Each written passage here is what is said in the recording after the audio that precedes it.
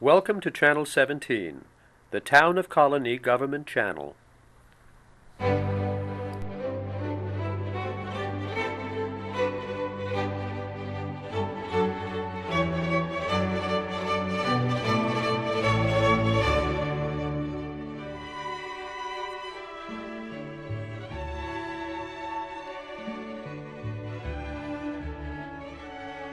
Barry, like I said, he's part of the history department. He's the interim director of the Center for Judaic Studies at UAlbany. He was trained in Jewish history at the University of California, Hebrew University of Jerusalem, and Oxford. He's written a book called The Revolutionary Roots of Modern Yiddish. He's taken next year off to write another book, he just told me. And he was a fellow at the Frankel Institute at the University of Michigan, a research fellow at the United States Holocaust Memorial in Washington, and he teaches all kinds of classes in both history and Judaic studies. So he's going to tell us about the book that's causing quite a stir, Unorthodox, the Scandalous Rejection of My Hasidic Roots. So here's Barry Trachtenberg to tell us about the book. And thanks for coming, and thanks, Joe, for that introduction. I appreciate you coming on such a rainy, stormy day to talk about this book, but in some ways it's fitting because it's a very stormy book itself. So just as a way to maybe introduce things, I was wondering if I could just get a sense of, first of all, how many people have read or heard about the book? To some extent, so quite a few. Now, how many people have read parts of the book, or at least, either in part or in full the book? All right, so it would just be helpful to know.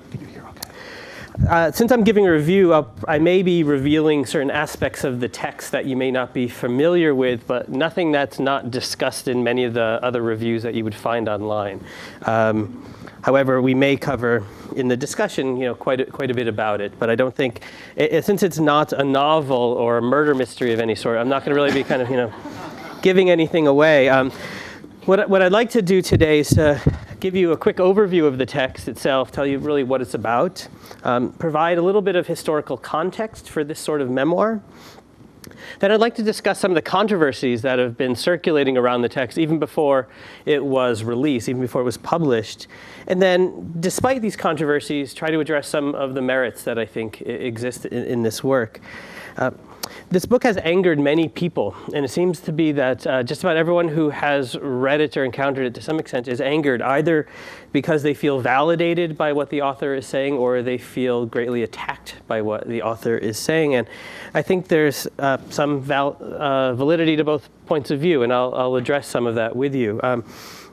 This is a memoir of a young woman who I think is about 26 years old now, who grew up in the Satmar Hasidic sect that has its base in Williamsburg, Brooklyn.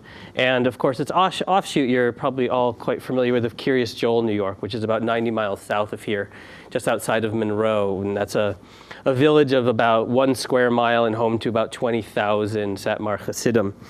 So she grew up in this community largely in Williamsburg. Her family history is a little complicated. I'll tell you what the book says, and then later we can talk about some of the corrections that have come out towards it. Hello, some of my students. So Feldman's mother, according to the text, left Hasidim and the Satmar community when she was quite young. It comes out later. It was in part because of her lesbianism and didn't feel like she had a place. Her father seems to have been mentally ill or to be mentally ill and wasn't active in rearing her. And instead she was raised by her paternal grandparents, who she refers to just in the work as Bubby and Zadie. And her Bubby was quite warm and kind to her, and her Zadie was quite stern and felt as it was really his task to make sure she stayed on the straight and narrow, and in many ways felt he really had to overcome sort of the stigma of the loss of her parents in her life, and had to make sure that a good match could be provided for her. She was told, according to, as she says, what she could wear, to whom she could speak, what she could read. She spoke very little English at home. Indeed, she's told by her grandfather that English acts like a slow poison to the soul. Her schooling was limited to learning the laws of modesty, keeping kosher, sewing, and the rudiments of reading and writing, roughly to what she says is the 4th grade level. At age 17, as is common in the community, her marriage was arranged. She spoke to her husband, who was a stranger, for approximately 30 minutes before they were engaged, and only once or twice between the time they were engaged until they were married. The first year of her marriage, she describes in terms of being a year really defined by sexual humiliation, where she and her husband were unable to consummate their relationship. When they finally are able to consummate the relationship, she is pregnant almost immediately. And when her son is born, she realized that she had to make a change in her life. And she and her husband by then had moved out of Williamsburg. They moved to Airmont, which was home to sort of a nascent Hasidic community outside of Muncie. Eventually, she went to Sarah Lawrence College, to the extension service, or continuing ed program. She also, it becomes clear near the very end, she began to also blog, and she created a blog called The Hasidic Feminist, which I remember actually just sort of stumbling across a few years ago. In many ways, it was out of this blog that she sort of identifies herself as a writer and writes this work. The memoir is really filled with stunners all throughout. She talks about, for example, an injury to a friend whose husband does not know how to consummate their marriage, and she suffers a ruptured colon as a result. She talks about her own inability to consummate the marriage for over a year, as I said, and her pregnancy. She talks about her mother and her lesbianism. She talks about the Satmar belief that the Holocaust was the penalty by God for Zionism and the sin of assimilation. And perhaps the most shocking scene in the text is about a conversation that she has with her husband about a year or so into the marriage, in which it seems as if there has been a gruesome murder of a young boy by his father for masturbating, and in which the father seems to have castrated the son and tried to decapitate him. And then the subsequent cover-up of this crime by the Orthodox Volunteer Ambulance Corps. And so there's a discussion of this event and that it had been covered up. In many ways, this memoir is really made possible also by the internet age. As I said, it began as a blog, and it was through the conversations and the stories that she began to write in the blog that a publisher discovered her, and that she began to write about her story. I'd like to just give a little bit of the context in some ways for the text, and I can talk a bit about where the Satmar Hasidim come from and things like that if you're interested a little bit later, but the context I think that's perhaps a little bit more useful is about this is really the context for Jewish autobiographical writing. And there's been a number of very interesting works that have come out in the past decade or so by scholars who've looked at this very, very long tradition, in some ways that maybe begins with Josephus during times of antiquity, of Jews creating new identities for themselves through the process of writing their memoirs. And according to one scholar, Michael Stanislavski at Columbia University, he calls it Jewish self-fashioning through the process of creating memoirs. This opportunity to tell one story, but in order to provide a moral lesson. And the classic case in some ways for this is the work in the late 17th century by in the 18th century by Solomon Maimon, who writes a text that is widely taught. And indeed, I think at least one or two of my students in the room have had to read this in my classes. I know, Ben, we read it several years ago. And it's the story, as Solomon Maimon writes it, it's the story of a young man who grows up in Poland in the 1700s, in the late 1700s, in a very, very traditional community. He's recognized as a genius very early on. And then he discovers some mathematic texts, and he discovers some texts in German, and really begins to sort of covet this knowledge that's taught, that's not taught to him in his religious schools. And he refers to himself as this autodidact, and he teaches himself all these languages. He teaches himself French, he teaches himself German, he teaches himself Russian in order to gain this knowledge that's otherwise forbidden to him. He studies geometry, he studies astronomy, and he's sort of widely condemned for this. He's betrothed at a fairly early age, and eventually leaves his wife, leaves his children behind, and makes his way to Berlin, where Moses Mendelssohn, who's thought of as the father of the Jewish Enlightenment, is located in order to study under him.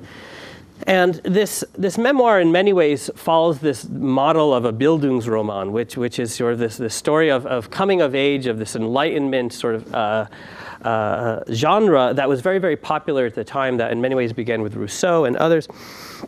And it's, in some ways, as described by one scholar, the Solomon Maimon, as a case study of a man who tried to free himself from the shackles of poverty, ignorance, and superstition.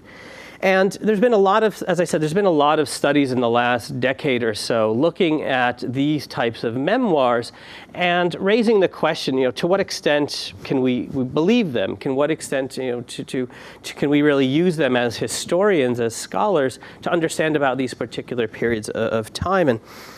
And when researching this book, I thought back to a time when I was an undergraduate and actually studying about the Dead Sea Scrolls and talking to my professor, who sort of raised the question of many of the sources that we have about this particular period of antiquity. And he talked about Josephus, he talked about Pliny the Elder, he talked about some of the other sources. And I remember asking him, to what extent can we trust Josephus? And he said, well, without Josephus, what do we have?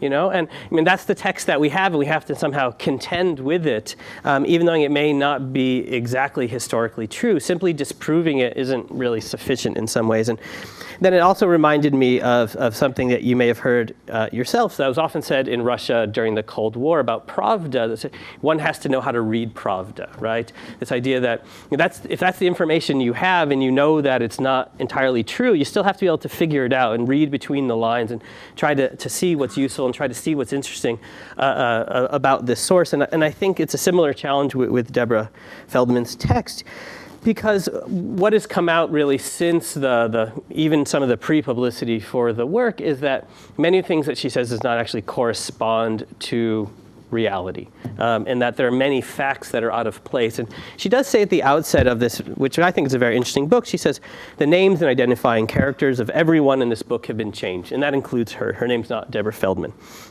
While all incidents described in this book are true, certain events have been compressed, consolidated, or reordered to protect the identities of the people involved and ensure continuity of the narrative.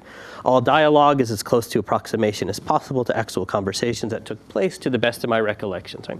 So that's what it says at the outset. And in terms of the controversy of this text, some of it I think has to do with the expectations of the readers. And I think to some extent, it also has to do with the distinction that some people have made between what is a memoir and what is an autobiography, and that they're not necessarily really the same. And I was looking up this distinction, seeing how some people sought to differentiate it, and one of the definitions that I came across was, we have works that we read are, true events, and then we have movies that are based upon true events, right? In some ways, memoirs really falls into that second category, that's based upon true events. And really what we find in this text is that she does collapse episodes, she does leave certain areas of her life out, she does play with the facts a little bit in order to make the story, I think, more readable.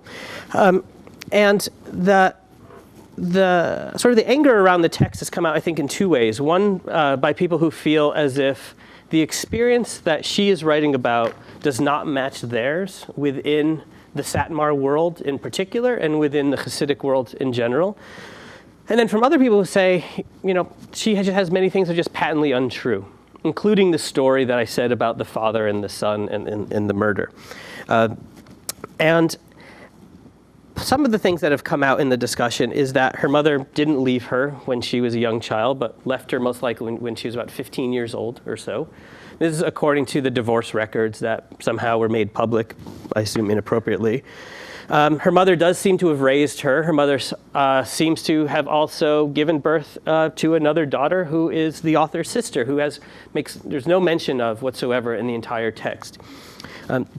One of the key moments in the text is about the author going to the library for the first time and sneaking in, and actually in a lot of the promotional materials, and I even saw a brief BBC documentary, replayed this scene for us. And so if you've been to the Brooklyn Library, you walk in, it's a magnificent building, and they show her as if she's going through it really for the first time. And what seems to be clear is that her mother actually took her and her sister to the library pretty regularly on Friday afternoons for many years.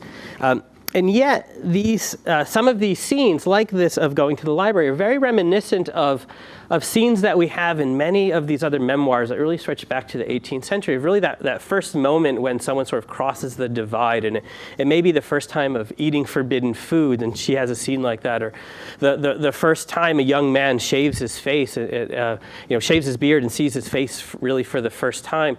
These acts that in some ways once taken can't be, revoked in any way. Some of the other pieces that people have criticized her for is that the education she received did not actually correspond. People have shown her in schools that were not Satmar schools, in the class photos, for example, all the way at least through the 8th grade. And so so these kind of divergences from historical reality have opened up a space, I think, for a lot of people who take offense to her larger criticism to the community and allowed them to discredit the entire book, which I don't think is necessarily fair, but I think in some ways she also perhaps may have set herself up for these sorts of criticisms. Now, I'll just talk a little bit, sort of maybe in spite of these limitations, about some of the value of the text, and then hopefully we can have a pretty rich conversation about it.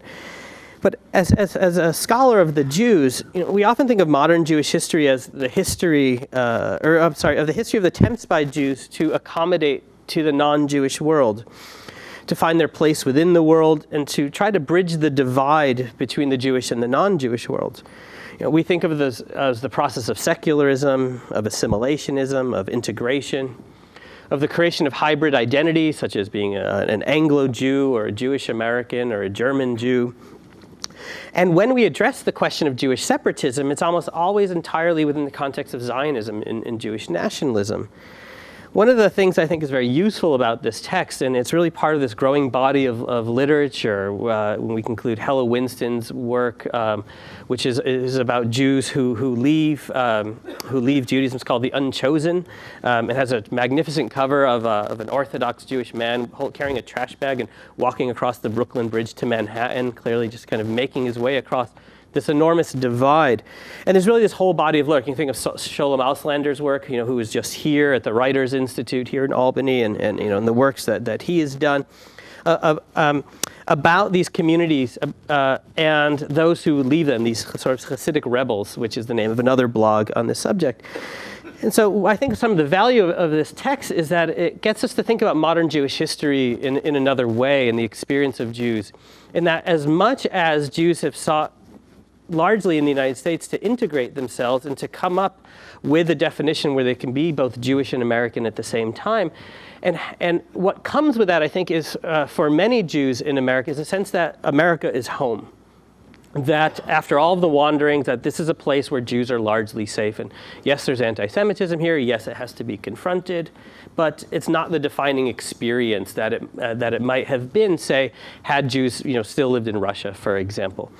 And what we realize with a text like this is that there is a large, significant community of Jews in the United States who aren't interested in Americanizing, largely, who aren't interested in buying into the definition of being an American, aren't invested in the political debates of the country, and whose self-definition is entirely Jewish. And really see that one of their primary tasks is to try to keep that external world out of their community. What's interesting for me as a scholar is all the ways the external world still kind of makes its way in, right, and the impact of it. But the community in many ways is really set up to draw a strict barrier between themselves and the rest of the world. And we see this linguistically, where if you go to Kiryas Joel, for example, there are probably 8,000 children in the school system. Almost all of them take English as a second language upon first entering school because they haven't really engaged in English for the first 4 or 5 years of their life in any significant way.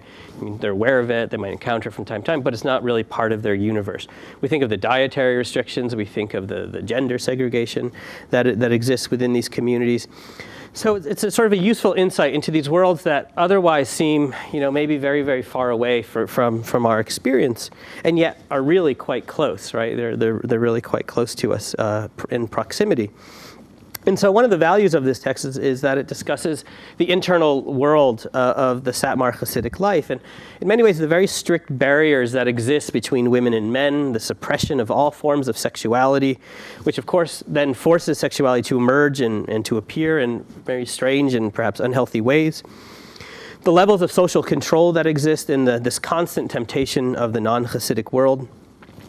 And so much of this text is reminiscent of other works that you may have read. If you ever read the works of Chaim Potok, for example, Asher Lev or The Chosen, there's this constant attention to maintaining form, to maintaining proper decorum within the community. And it reminded me of a quote from Chaim Potok's My Name is Asher Lev, where the mother of that work takes her young son to the Metropolitan Museum of Art, which is something that's really forbidden. And the young son, who's fascinated by the art world in the novel, sees naked women, sees people in Greek and Roman dress, right?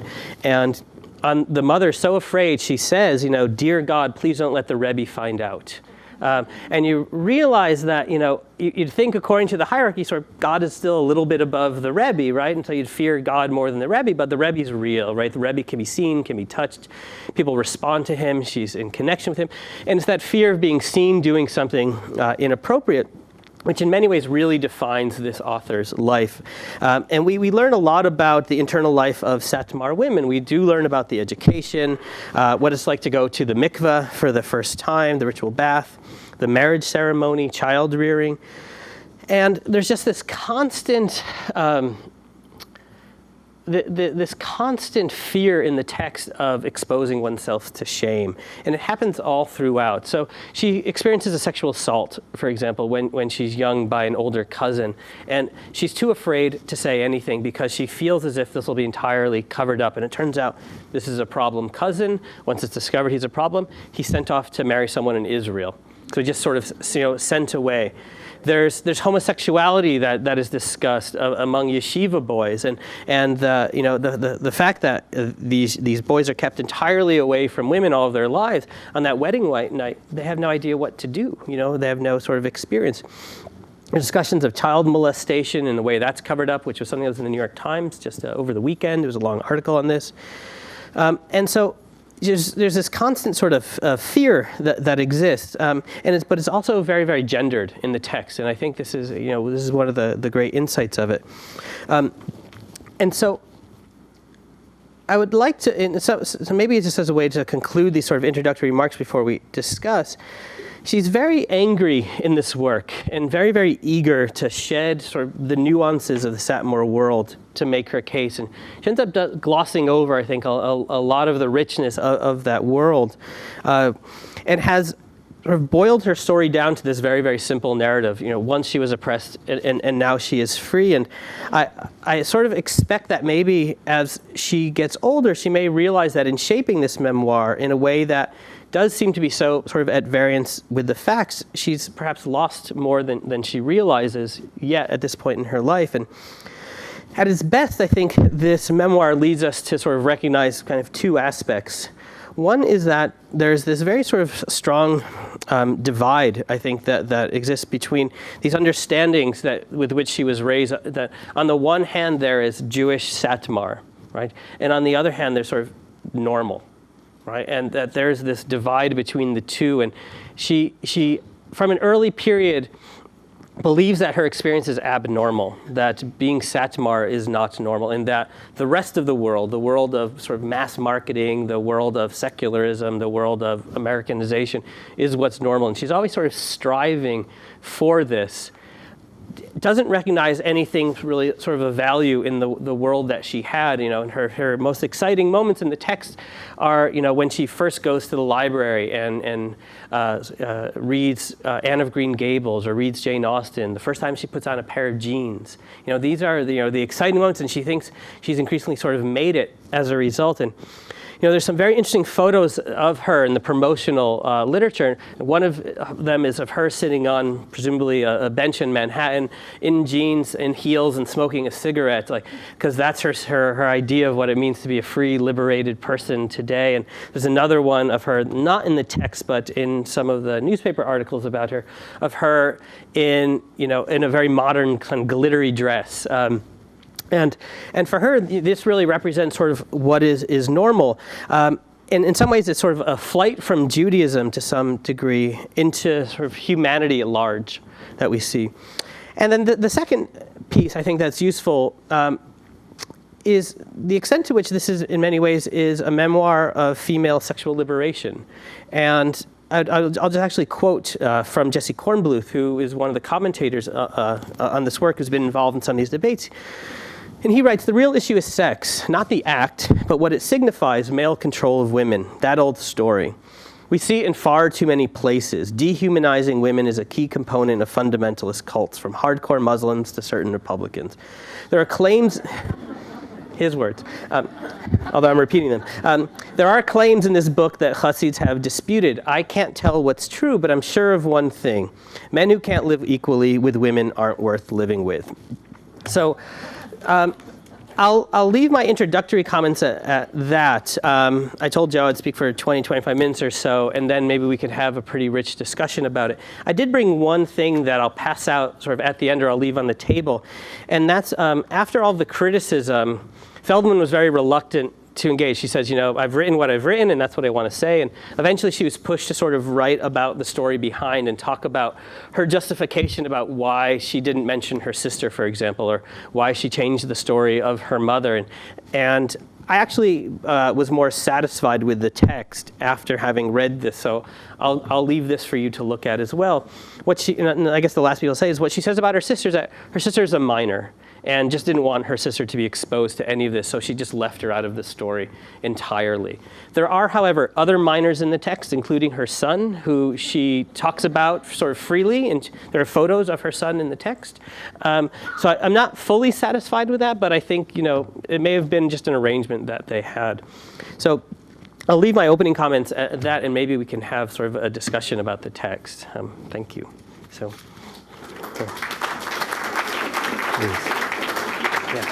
Yeah, and I thought, we could have questions. We could talk about it. Maybe some of the people who have read the text want to say things. Yeah. I haven't read the text, but I'm curious as to why this book would be so successful nationally with such a narrow target. Well, one of that's a great, so the question is, Joe's asked me to repeat the question, so I'm going to try to remember to do that, is why is the book so successful with a narrow topic, although it has sort of this universal kind of attraction to it, right? Some of it, I think, has to do with the marketing of the work. And it actually says on inside that in the tradition, Ayaan Hirsi Ali's Infidel, for example, this work is written. And I think it does in some ways have this universal appeal because we're living, I think, in an age where we have a lot of these types of memoirs that are occurring about people who've broken away from, I'm not going to use the term cult because I don't think it's really appropriate, but of insular societies, right? So whether it's from Islam, whether it's from Christianity, if we think of the phenomenon of Big Love, right, the television show, getting these insider looks into these societies that look very close to us, I think is wildly sort of popular. And then there is something, I think, universal about her experience in the sense that it is very much about her coming of age as a modern woman in a society that resists all aspects of modernity, right? So, until her marriage night, she had never paid attention to her vagina and didn't know really how it worked at all. And then discovered that things didn't work particularly well, and just because that knowledge she had never, there was no education, but there was no sort of self-exploration either. And so it was just this story about breaking away from a marriage that was in some ways oppressive, although her husband's actually quite permissive, and she's going to college, and she gets her driver's license, something that Satmar women typically don't do.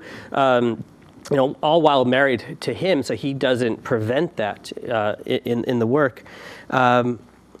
But it's about this experience of kind of moving from darkness into light is how it's framed, that I think sort of speaks to many people. She was on The View. I don't know if any people saw this in the last few weeks, I believe. So, it's really kind of become popular, I think, for these reasons. Yeah, sure. There was a couple other hands a second ago. What is she doing now?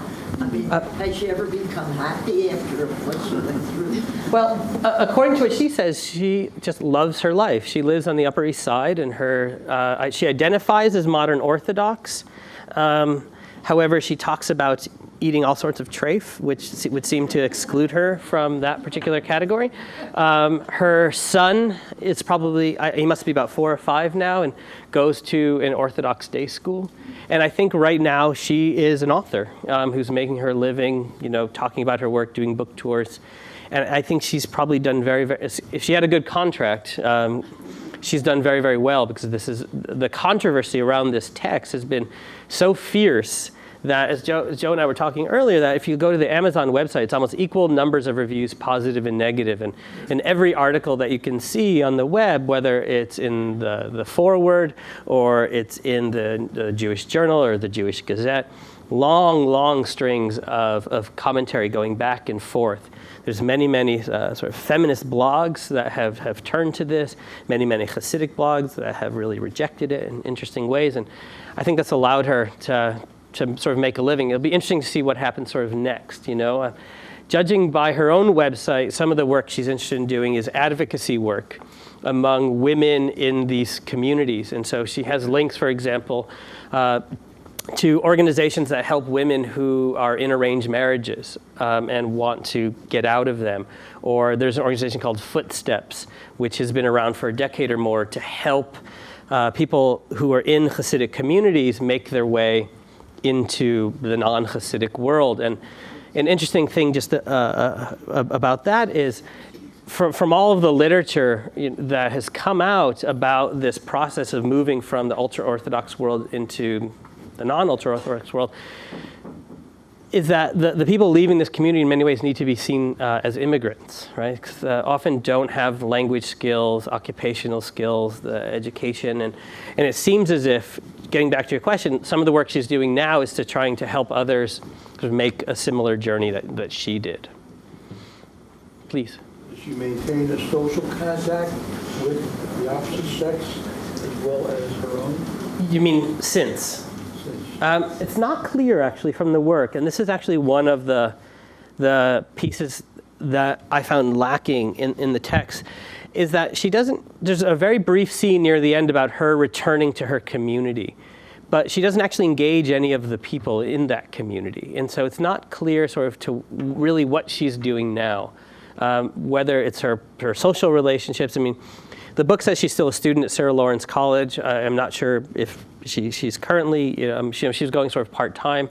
So it's not clear at all to me. Presumably, yeah. Her blog is still, very active and I think interesting. But yeah, David.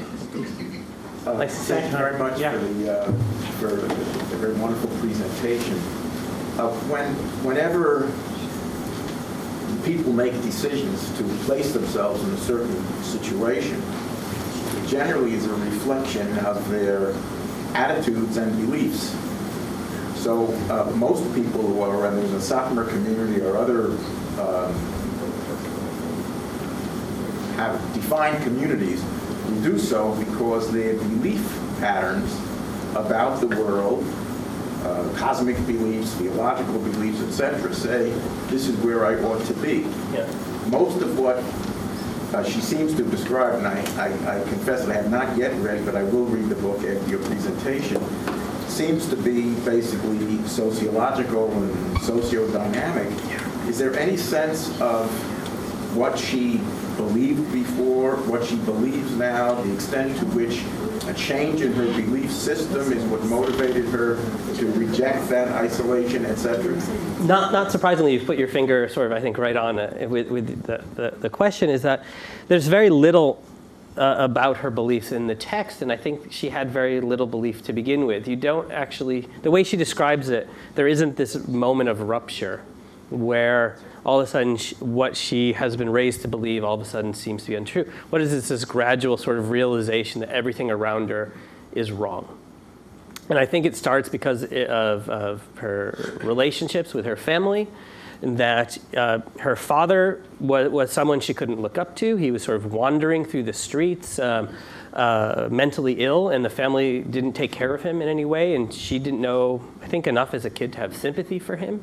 Her mother was absent, and she was a terrible student, something that I could sympathize with because I was too in those days. But she was bored and just felt no connection to any of the learning. And there's even this one interesting scene where she goes and gets her own Talmud, something that's not really permitted to girls. But then she never engages it. She reads a couple chapters and she reads a couple scenes and she realizes that it's sexist and that all takes place in about 2 paragraphs and then just kind of moves on. So there's no spiritual connection that she sees, and so the loss in some ways isn't so great. The loss is almost entirely personal and sociological and familial to her. So in many ways it's quite different, you'd say, than, say, Salman Maimon, right, who starts off as a believer and then kind of experiences a new set of knowledge that is more convincing to him. For her, she really experiences a culture that is much more compelling to her. But from the very beginning, because of, I think, her very particular circumstances, she's sort of primed for the decisions that she later makes.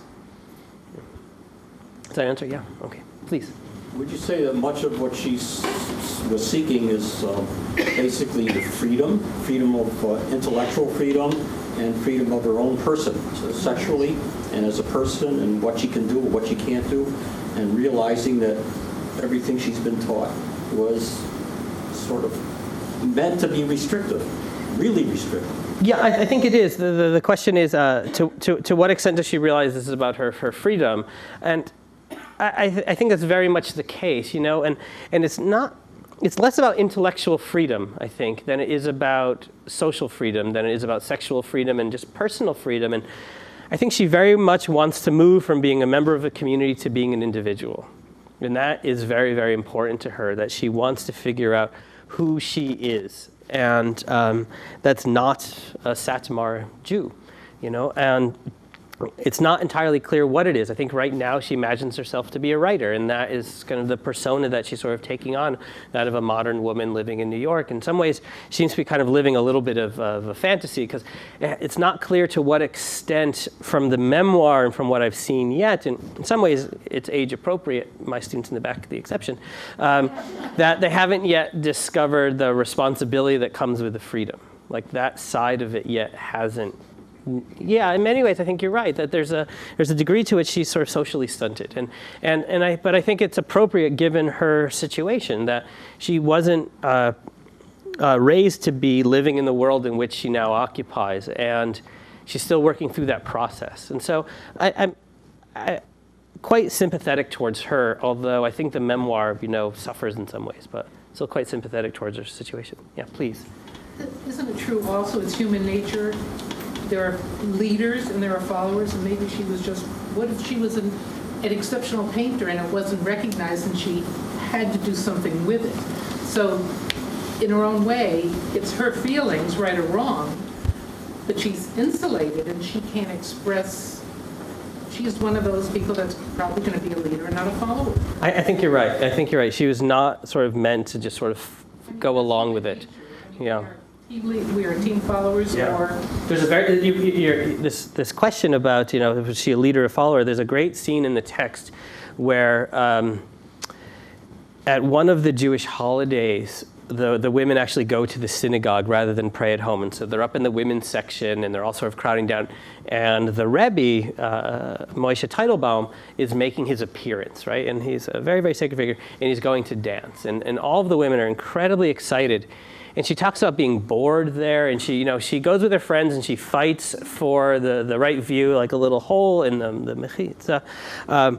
And she sees him, and it's supposed to be 7 dances, and it's like 2 a.m. and she's tired and she just wants to go home. because this does nothing for her. Whereas for most people, this is a mystical experience, and I wouldn't take it away from the tens of thousands of people gathered. But for her, she's just tired of, there's someone being an elbow in her back, and fighting, and people yelling at her to shush all the time, and so she just leaves, and she just goes home in the dark by herself, and just wants to be alone with her novels, with her Jane Austen. And I think you're absolutely right, that she's very much her own person and had to sort of figure that out with the few tools that are available to her. So it's quite admirable in that regard. Please. I did read the book, and I felt that not only did she want to leave the community, she wanted to leave that family who always treated her like a misfit, or just because of her parents or whatever the reasons. The extended family felt that way about her too. She always felt alone. Absolutely. She was very much felt like a misfit. And I think this gets back to the point of why the universal attraction, because I think lots of people can feel like a misfit. And I don't know about you, when I was reading it, I felt, the early passages about her being kind of an unwanted child, being reluctantly raised by her grandparents, like that could have happened in an Amish community. That could have, happened in a Lubavitch community. It could have happened in a Mennonite community. It could have happened in all sorts of kind of somewhat insular, in an immigrant community. It could have happened in all sorts of kind of closed insular societies. And it's just a story of a young girl who wants to get out because she's not being treated very well, and they're not providing anything to her. And all the obligations seem to fall on her, but none of the freedom, there seems to be, I guess, substance. Yeah, there's sort of nothing there for her. Yeah. Oh, Malka, yeah. It seems to me over the last few years there have been several young authors who write either cynically or with anger at their upbringing in a stringent Jewish home, not to the extent of the Satmar or the Lubavitch, but if we have Shalom Auslander or Alyssa Albert, they're very caustic and they're cynical and they are angry about what they were forced to do, the kind of life they were forced to live, even though it wasn't to the same extreme. This seems to be I don't know if it's a trend or just a sense of freedom to write about these things in a way that you see that they had a difficult childhood, having things imposed upon them that they were not comfortable with.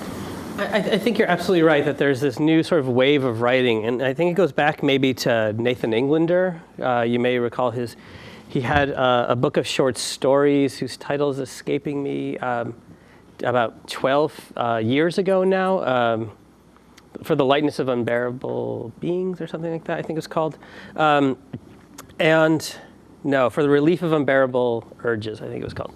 And there definitely has been this tendency, and I think some of it has to do, I know with Auslander and Englander and Feldman, not Albert, but have grown up in these very insular communities. Albert's from Los Angeles, but still went to Jewish day schools and things like that too. But yes, I think some of it has to do with just that there's responding to kind of generational shifts in the community. But also I think it's a sign in part that these communities have grown so large that there's increasing numbers of people rebelling from them. That the communities have grown so large that they can't contain fully all of the members. And there's so many opportunities, given the age that we're in, of Facebook and Twitter and blogging and things like that, that there's ways to, I think, express oneself that just may not have been available, say, in the 50s and 60s when these communities really started getting off the ground in America. And as you know, when I first came to Albany, I was working on a project about Curious Joel, and I actually spent a lot of time in KJ and used to get all their newspapers. And one of the things I found was all of these Hasidic blogs that existed in Yiddish. Interestingly, using Israeli servers, although they're anti-Zionist because they need the characters, the Hebrew characters. And there's this whole kind of universe that exists of people who are not supposed to have computers in their homes, but using computers and talking about the ball game and talking about everything, And there's kind of just this alternative world that exists, and in part because I think just both the size of the community and the technological opportunities that those who want to sort of stick even just a little pinky out of the community now have a chance to do so sort of undercover.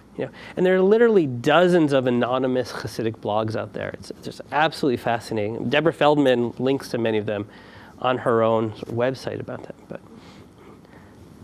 here, and then let's go around. Yeah. It should be pointed out, however, that in some measure, and maybe even substantially, that protest or speaking out is countervailed by this so-called Balchuva movement of youngsters who are not brought up in religious environments, but are seeking a spiritual goal.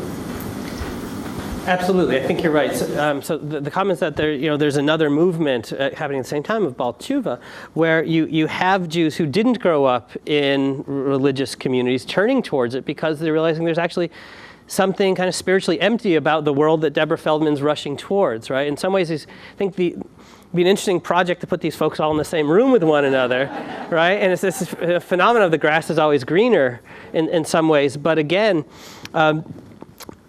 these two things, these things are really happening at the same time, and they're probably part of the same phenomenon of just kind of rejection of sort of the Judaism they're experiencing, and so this maybe this generational dissatisfaction to some extent, I think. Yeah, please. And then Joe.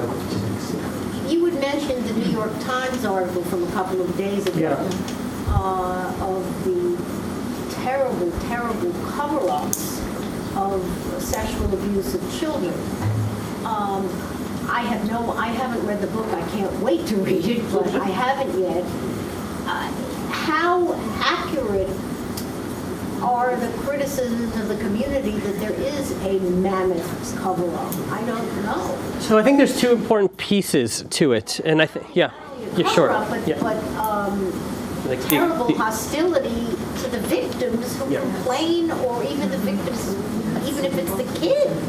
So I think there's two pieces of it. The studies that have been done indicate there's no higher level of child abuse or sexual violence within the communities as outside of. So I think it's important to assert that at the outset. However, there is, as the article talks about, and many articles have tried to sort of discuss this in some ways or another, there is this sense of not wanting to bring shame to the community, and that seems to override what we might think of otherwise as the priorities to protect the individuals. Do you think it's beginning to change? I hope so, certainly, but I think some of it has to do with the the political power that the communities hold. And if you remember what that article is about, it was about how the one district attorney, right, who's elected by that constituency really feels beholden to it. But you have other district attorneys, so we're saying other district attorneys have no sense of feeling like they need to kind of cover this up in any particular way. But I don't think it's necessarily really particular to Satmar Hasidim or to Hasidim in general. I think it's in some ways particular perhaps to these insular groups who very much feel as if they are under attack by the larger world and need to take care of their own. Right, and so have come up with their own methods to sort of take care of their own, and it's not always by going to the law. It's like the Catholic bishops. That's what I thought of too, but Joe, I was at a conference, Yiddish conference, and then we went to Muncie for Chont. And the thing is, like, everybody was at a computer. We had some questions. We'd stop off. Everyone had a computer. So basically, at least the Lubavitcher, you get all the drushes of the Rebbe, they're just flooded with computers. Now, I don't know if the Satmar has it, but certainly they were wired before anyone else was. I remember reading 30 years ago, everybody was on the net. Now, the other thing with the Satmar, there was an article about a woman who had 10 children. She had like about 900 ears. It was in the Times. Now, the question is this: if 2 or 3 or 2% are going to break away, and people are going to have 10 kids and so on, the numbers will burgeon. This is only a fringe that's breaking away. So the numbers should be increasing dramatically, and that would maybe be a problem in Israel too, where the minority were the ultra-Orthodox, but secular people have 1, 2, or none in children, and the Orthodox are having 10, and another next generation has 10, that's 100 next to 2. So in the main part of my question is, the numbers should burgeon. Is that true? And if they do, what would be the result of that? Well, you called it a problem. I think for some it's a solution, right? But just to your first point about Lubavitch and sort of wired internet, and I think it points to the direct opposite courses that the Satmars and Lubavitch Hasidim have taken, and that certainly in their post-war incarnations, Lubavitch Hasidim has very much been about reaching out to the world, and it's sort of Catholic with a small c in that sense, that it really sort of reaches out and makes space for people who aren't fully members of it. It is really adaptable and changing, and I think in many ways that's its strength. By contrast, the strength of the Satmar has always been to hold the line. Right, and both strategies have worked, I think, very well for each group. In terms of the population, when I first started studying Curious Joel in 2001 or 2, when I first made my first trip there, the community was 12,000, and now it's well over 20,000 in a decade. And if anyone sort of followed the politics of that particular region, I know some of you have because I've talked with you about it over the years, Ivan, for example, that population boom that's happening there just is the defining characteristic for the entire county at this point, that everyone feels affected by it. And if you're in the community, you see it as a very positive force. If you're out of the community, you very often see it as a very negative force, because if you look at, say, satellite photos, if you go to Google Earth, you can see which is Curious Joel and which is not, because it's urban density in a very otherwise kind of rural society. And in terms of Israel, I haven't seen the statistics, but I've certainly read a lot of commentators who sort of imagine sort of what's happening in Israel in terms of these just sort of demographic questions. And people talk about the demographic question, they talk about it in two ways, right? They talk about it in terms of the rise of ultra-Orthodox Jewry, and they point to, say, Jerusalem, where the non-Orthodox Jewish residents really feel as if they've kind of lost the city to some extent. And also the demographic question talking about Palestinians, the Palestinian citizens of Israel. And some people have sort of imagined, 30 years down from now, the two main population groups are going to be either Orthodox Jews or Palestinian citizens within the state, and how far that is from the founding vision of, say, Weizmann or Ben Gurion or others, but having to contend with that reality. As a Yiddishist, you know that there's some sort of hope and speculation that perhaps the future of a secular Yiddish will actually come out of those members of these communities who feel disaffected, right? And an interesting thing that Feldman talks about very briefly in the book, but comes out in actually some of the films about her, is how much she loves reading Yiddish poetry, but modern Yiddish poetry, right? And maybe there'll be a little bit of efforts from it. I'm not particularly optimistic about it, but that's what some people certainly have pointed to.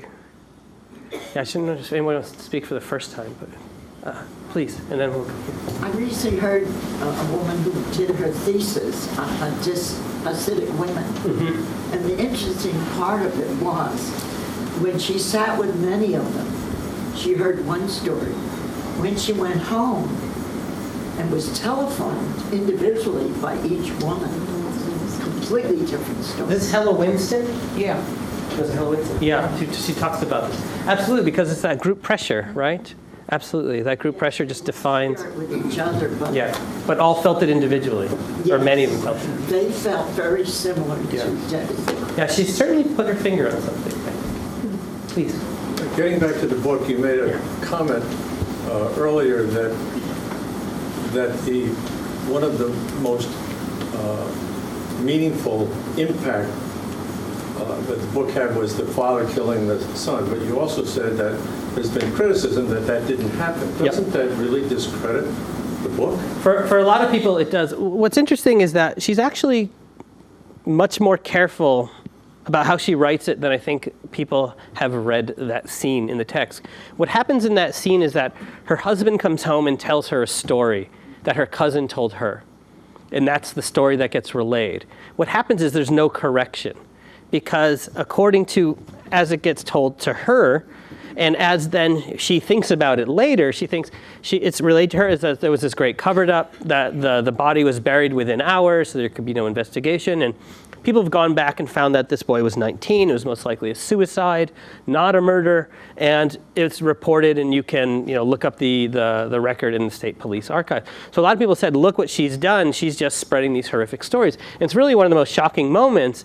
But if you read it carefully, she actually, I think, gives herself enough cover. And she says, this is the interaction I had with my husband, and this is how I felt and understood it at the time. What she doesn't do is just to give us that one sentence that probably would have been very helpful for her and her credibility, is to say, although I later found out, the truth of that was this, it still shocked me and stunned me. But she doesn't do that, and I think it's sloppy writing. I think it's sloppy editing. And in some ways, I hold the editor from Simon Schuster, in some ways more responsible, because this is her first time doing this. Presumably for the editor, she's been, the editor has been doing this a while. Yeah, please. I'm wondering if some of the criticism she is receiving is because she's so young, and because of an editor or an agent, and she just is very inexperienced. As far as a writer is concerned, but as far as everything experience in the world as well. I think you're absolutely right. I mean, there's a lot of factors that went into this text, and some of that is her youth and inexperience and her gender and the story she has to tell. And some of it is that it has to respond to the demands of the marketplace, right? And so it probably gets rushed through because it's going to be a hot topic, and it's marketed in ways that have to respond to a mass audience, and so it's going to lack that nuance. I mean, the subtitle of the text is "The Scandalous Rejection of My Hasidic Roots," not just the rejection of my Hasidic roots or my Hasidic roots. Scandal, right? So scandal has to be put into the title, and those moments of scandal have to be highlighted, because that is then the story, and that's what's going to get her on The View, and a BBC segment and an ABC segment, and sort of all over the press. But then that's the thing that exposes her to these claims that you mentioned that can easily discredit the work for someone who feels as if their community has been attacked by it. Please. If this doesn't have, the larger picture doesn't have something to do with feminism and the patriarchal and the system of patriarchy in this country, and the fact, well, even all over the world, but especially in this country, where men and women are really not equal yet. And I wonder if that's part of what all the publicity is about, because women are not equal. Let's face it. Oh, absolutely. I mean, there's a reason why I ended with the quote that I did, and I think that in some ways is really the strength of the text, that it talks about this inequality. However, I don't think Feldman fully realizes that the world she's moving into isn't yet fully equal, either. And so volume 2 may be, quite a shock, for that. So I just want to note the time, that it's been an hour. I'm happy to stay and talk some more, but maybe we'll just take 1 or 2 more questions, then I'll stick around for folks if they want to. I wanted to please. say that even I read half of the book, it seems to me that her mother's influence plays a very large role in her disaffection. But you don't get that from reading the book, because her mother was not mentally ill, or she described her father as mentally ill, but not very, an IQ of 66. Mm-hmm. So there was somebody she couldn't relate to, but her mother, you think she was a person she could relate to, and then she left the community. So I feel there was a groundwork that never gets really represented in the book. Yeah, I think you're absolutely right. The mother story is interesting. She's brought over from England, not Satmar, but put into this marriage as a way, for her maybe to get out of her community, is lesbian and so doesn't really have a place there, but also doesn't have much of a place in this work, so I think it's somewhat unacknowledged. She talks about in the text about seeing her mother after many, many years absence, but it was probably just a couple and not maybe the decades that it sort of gets implied. But I think you're absolutely right. And the scene of the mother made me think very much about this wonderful novel, which is related to Catterskill Falls, if you've ever read this work, by Allegra Goodman. And it's a very similar mother in a way. It's a woman from England who grows up and comes to America and joins not a Hasidic sect, but an ultra-Orthodox sect. And it's fictional work, and then settles again in upstate New York. And I had a lot of sympathy for the mom throughout the text. The mom has been fully sort of outed in the media with her real name and her photo, and even holding up the New York Post article about the book and everything. It's not clear really what their relationship is at this point. All right, thank you very much.